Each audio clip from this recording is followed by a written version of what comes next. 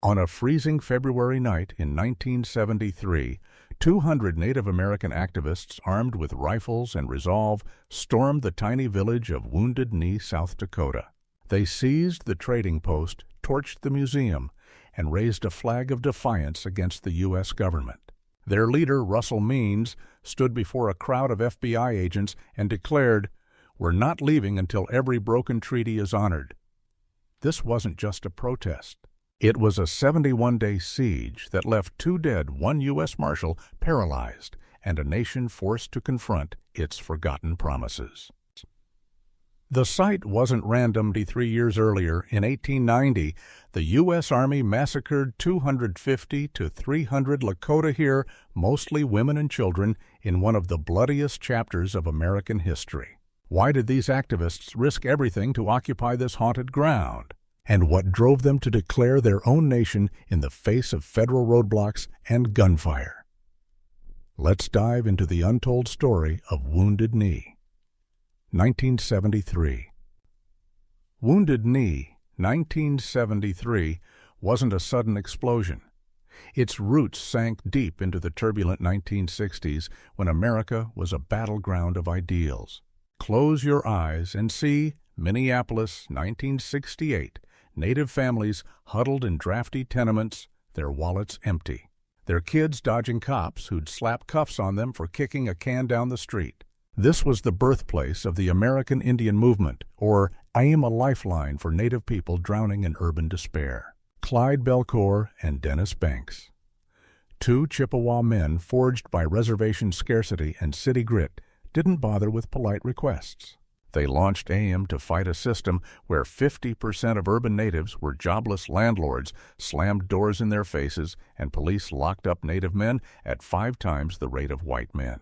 Their first strike was bold night patrols where AM volunteers trailed cops through Minneapolis's shadowy alleys, eyes sharp to catch every wrongful arrest. By 1969, with 70% of Native Americans living in cities, AIM was their voice, demanding jobs, dignity, and a place in a nation that ignored them. Then Russell, Means an Oglala Lakota, whose words hit like a drumbeat, stepped up. He didn't just join AIM. He made it a movement that echoed coast to coast, turning street marches into a roar for Native rights. In a decade of burning draft cards and lunch counter sit-ins, AIM carved out a fight for Native survival. So how did this urban struggle lead to a showdown on a windswept South Dakota reservation? The urban spark of AIM was about to ignite something bigger.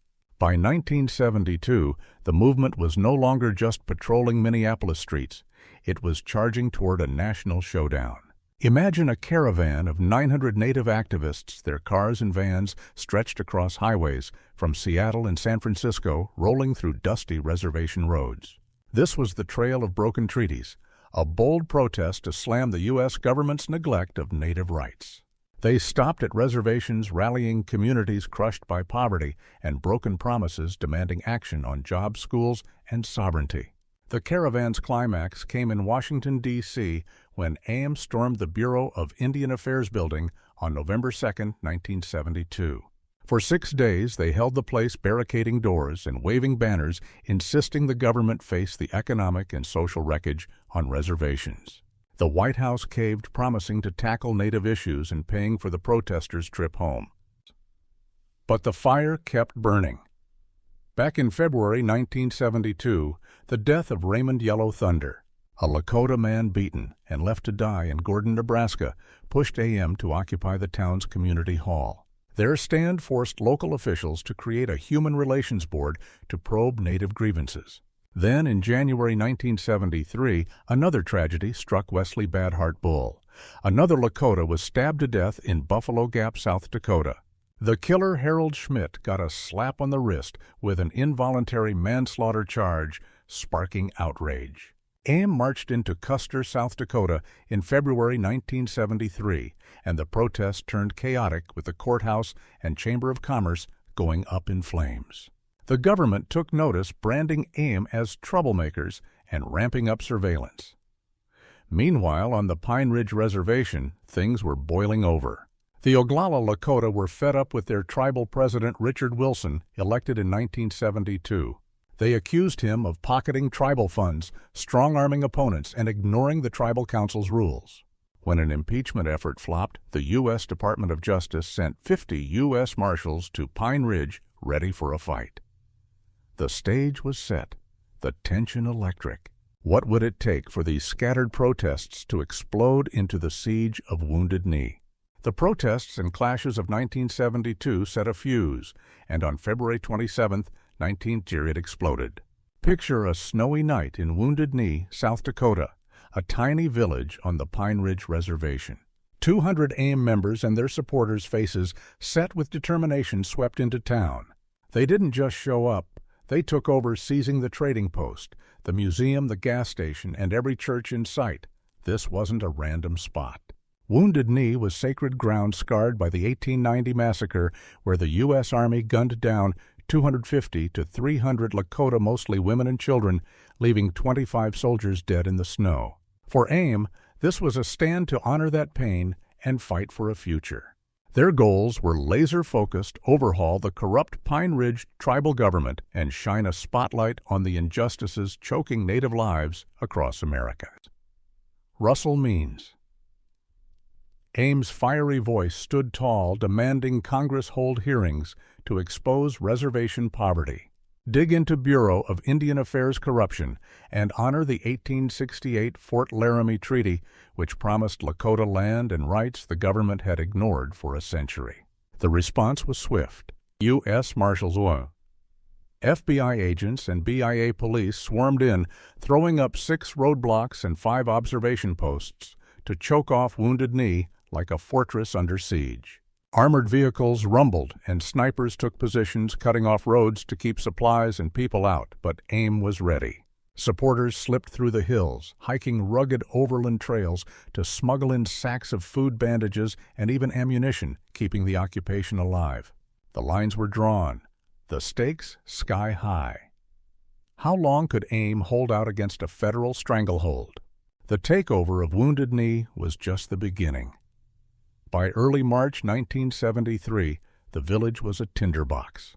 Gunfire crackled through the snowy hills as AIM occupiers traded shots with federal agents, each bullet ratcheting up the tension. AIM wasn't backing down. They dug in literally, carving trenches and building 9 bunkers around Wounded Knee, their roadblocks mirroring the feds. Vietnam veterans among them, hardened by war, organized foot patrols to hold the line. On March 1st, hope flickered when Senators James Abourezk and George McGovern, flanked by aides from Ted Kennedy's office, arrived to talk. They promised congressional hearings to probe reservation misery and agreed to shuffle Bureau of Indian Affairs staff, a small win for AIM. But peace was fragile. On March 4th, AIM laid out a deal. Pull federal forces out, let the Lakota settle their own disputes, and they'd leave. The offer hung in the air unanswered. Meanwhile, Richard Wilson's tribal police, dubbed the Goon Squad, stirred the pot firing on AIM and mudding the feds' efforts to control the situation. On March 8th, the government tried a gamble, lifting roadblocks to lure AIM out. Instead, more supporters poured in, hauling food and supplies through the backcountry.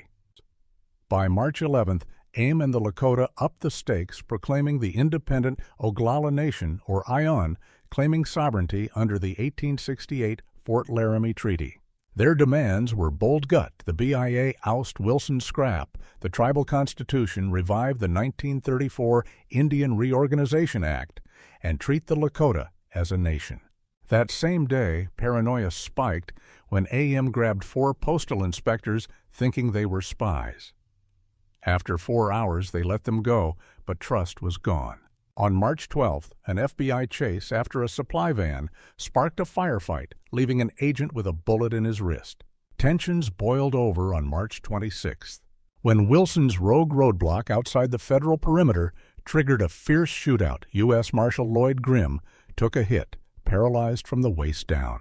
Late March into April, the Wounded Knee Legal Defense/Offense Committee fought to get 6 lawyers in daily, each with food supplies, but Wilson's Goon Squad intercepted the goods. By April 2nd, the violence peaked. Frank Clearwater, a Cherokee man, and Lawrence Lamont, a Lakota, were killed in the crossfire, their deaths silencing the guns for a shaky ceasefire. The occupation was now a war zone. Could words ever stop the bullets? The gunfire at Wounded Knee had turned the village into a battlefield, but by late March 1973, both sides were groping for a way out.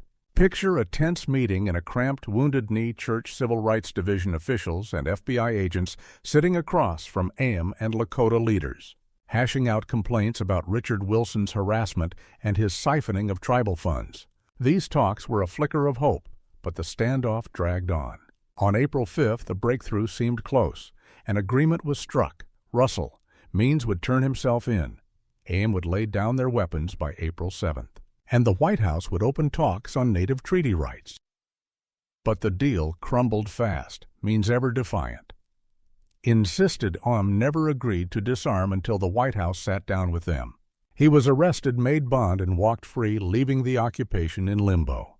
By April 24th, Kent Frizzell, a seasoned negotiator, stepped in to lead the federal team determined to talk rather than storm the village. His approach kept the guns quiet, but supplies in Wounded Knee were dwindling, food was scarce, electricity was cut, and medical kits were nearly gone.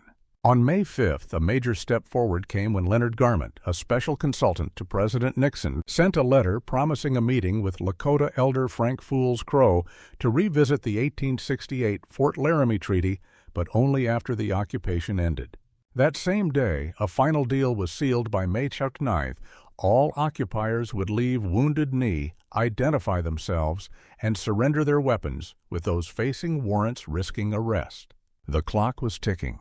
By May 8th, half of AIM's people had slipped away, their resolve worn thin by hunger and cold. On May 9th, federal forces moved in, collecting rifles, tearing down AM's bunkers, and rounding up 129 people, 110 of them Native Americans. After 71 grueling days, the occupation was over, ended not by bullets but by exhaustion and empty shelves. The village was quiet again, but what would the aftermath mean for the Lakota and AM's fight? The dust settled on Wounded Knee by May 9, 1973, but the echoes of those 71 days rippled far beyond the snowy village. Picture a quiet Pine Ridge reservation, its people picking up the pieces after the occupation's end. On July 17, 1973, a spark of change flickered when the U.S. Senate proposed an Indian Policy Review Committee, a group tasked with digging into the tangled legal ties between Native nations and the federal government. The goal was to craft better policies, a nod to AM's demands for systemic reform, but change was slow and skepticism lingered among the Lakota. In 1974, the Pine Ridge tribal election became a battleground. Russell Means Ames' bold voice ran against Richard Wilson, the tribal president, whose corruption had fueled the occupation. Despite Means' fire, Wilson clung to power, winning the vote and leaving Pine Ridge's wounds unhealed. That same year, Means and Dennis Banks faced an 8-month trial in St. Paul, Minnesota, charged for their roles in Wounded Knee. The courtroom was a circus, but the judge threw out all charges, citing government misconduct, a rare victory for AM. Yet the reservation itself was spiraling. From 1973 to 1976, Pine Ridge had the highest per capita murder rate in the United States, with over 60 lives lost in a haze of violence. Among them were 2 FBI agents killed in a 1975 shootout that deepened the rift between the government and the Lakota. Decades later, Pine Ridge remains the heart of what's now Oglala, Lakota County, a place of resilience but also crushing poverty. Ranked among the poorest counties in America, with unemployment hovering near 80% and life expectancy barely reaching 66 years. The occupation had shaken the nation, but for the Lakota, the fight for justice was far from over. What scars did Wounded Knee leave, and could its legacy ever heal? Pine Ridge.